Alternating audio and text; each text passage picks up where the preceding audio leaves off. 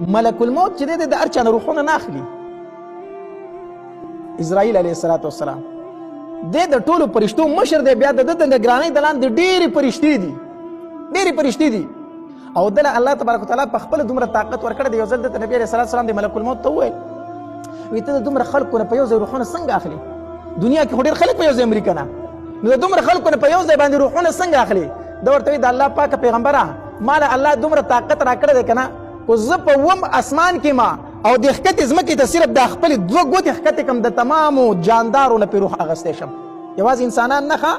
دا څومره روح واله څیزونه چې د دې ټولو نه په دې 2 ګوتو باندې په یو ځای روح وتتولی شم. الله راله دومره طاقت راکړی، دومره طاقت. نبي علیه الصلاة والسلام ورته وفرمایل ملک الموت هسې تا ته د مخکې نه پته وي چې د کوم انسان نه روح اخیستلی کېږي؟ مخکې نه تا ته الله ویلي؟ نه، مخکې نه زه خبر نه یم. په کوم ټایم کې چې ته روح اخلم په دغه ټایم کې راته الله وایي چې د پلان کې انسان نه روح واخله، بس په دغه ټایم کې زه وپېژنم، مخکې ما ته علم نه. خو د نګرانۍ کې ډېرې فرشتې هغه ټول روحونه اخلي. د نبي علیه الصلاة والسلام نه چې کومې فرشتې روح اخیستې او د هغې نوم دی اسماعیل. دا چې راله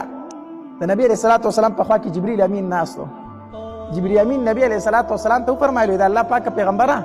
اسماعیل فرشته راغلې ده، د روح قبض کوونکې فرشته ده، اجازت غواړي ته ورته اجازت ورکوي؟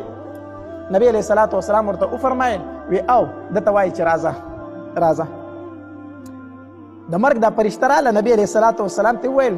وی د الله پاکه پیغمبره الله را لېږلې ما او الله تبارک وتعالی فرمایي چې د نبي علیه الصلاة والسلام ملاقات ته مې نور ډېر شوق شوی دی، نو غواړم چې دی ځان ته روبلمه، نو ستا څه رایي ده، ستا څه مشوره ده، ته پکې څه وایي؟ نبي علیه السلام خو په هر کار کې د جبریل امین سره مشوره کوله که نه، نو نبي علیه السلام داسې جبریل امین ته وکتل، په خوله یې څه ونه وی خو ویې کتل ورته چې جبریل امینه ستا څه مشوره ده، ما ته څه خبره وکړه که نه؟ جبریل امین ته وفرمایل د الله پاکه پیغمبره الله اختیار درکړی دی، زه پکې څه نه وایم، الله اختیار درکړی دی، خو یوه خبره ده چې الله دې ګورې د ملاقات شوق لري. نبی علیه الصلاة والسلام وفرمایل د مرګ فرشتې ته وی چې الله زما د ملاقات شوق لري، نو ته خپل کار جاری که، خپل کار وکړه، زما نه روح واخله. عایشه یې فرمایي وایي د نبی علیه الصلاة والسلام په بله خبره نه یم پوهېدلی، خو دا لاس یې داسې اوچت کړو چې دا الفاظ وي اللهم رفیق الاعلی، او بیا یو آیت کریمه و چې مع النبیین والصدیقین والشهداء والصالحین وحسن اولئک رفیقا. دا آیت مبارکۍ لا سر ته نه ورسول چې دا آیت مبارکۍ په شونډو باندې نیمګړی پاتې شو او د نبي علیه السلام نه روح مبارک لاړو، نوره نه یم پوهېدلی په څه باندې.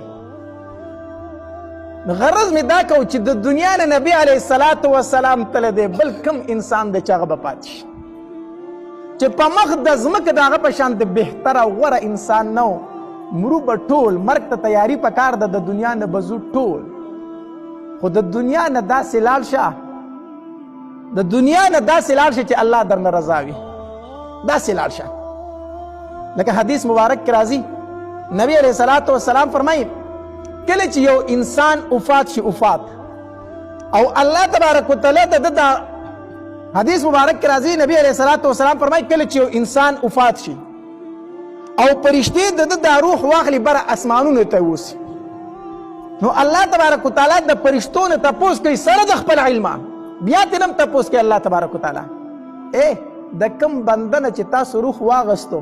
ښکته ځمکو کې د ده متعلق خلکو څه ویلو، ښکته ځمکه کې خلکو د ده متعلق څه خبرې کولې؟ نو فرشتې ورته وایي الله خلکو ډېر په نیک نوم باندې یادو، ټولو خلکو ویل چې دا ډېر ښه سړی دی، ډېر ښه سړی دی. الله تبارک وتعالی فرمایي دا د الله بندګان د ګواه شي چې ما دې په ښو کې حساب کو، ما دته مغفرت نصیب کو. او چې کله فرشتې وایي الله خلک د ښکته په ځمکه کې ډېر تنګ و، هر سړی به ویل چې ښه ده چې د ده نه خلاص شو، ډېر بد سړی و، ډېر ناکاره سړی و. الله تبارک وتعالی فرشتو ته فرمایي فرشتو دا خلک د ګواه شي چې ما دې په ناکارو کې ولیکو. د دې وجې نه حدیث مبارک کې راځي نبی علیه الصلاة والسلام داسې ناست او صحابه کرام ورسره ناست دي، یوه جنازه تېره شوله، نو صحابه کرامو ټولو د هغې سړي ډېر صفات بیان کړو، یاره دا ډېر ښه سړی دا کوم سړی چې نن مړ دی. نبی علیه الصلاة والسلام فرمایل وجبت، د دپاره واجب شو. بیا څه ټایم بعد بله جنازه تېره شوه، نو خلکو د هغه متعلق ډېرې خبرې وکړې، یاره دا ډېر ناکاره سړی و، خلک ترې نه ډېر تنګ و، ډېر په عذاب کې و، خلک ترې ډېر ترپوزې و، ډېر ناکاره سړی و، ښه د نن مړ شو. نبی علیه السلام بیا وفرمایل وجبت، صحابه کرامو تاسو په الله پاک پیغمبر څه مطلب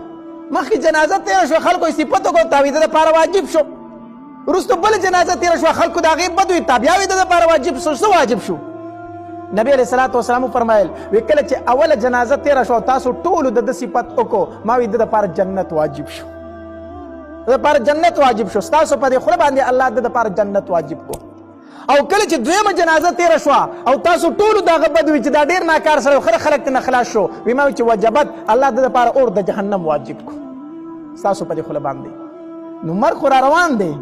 مریبا د دنیا نه بزي خو په دنیا کې داسې ژوند وکړه چې پس د مرګ د خلک په ښه نوم باندې یاد کړي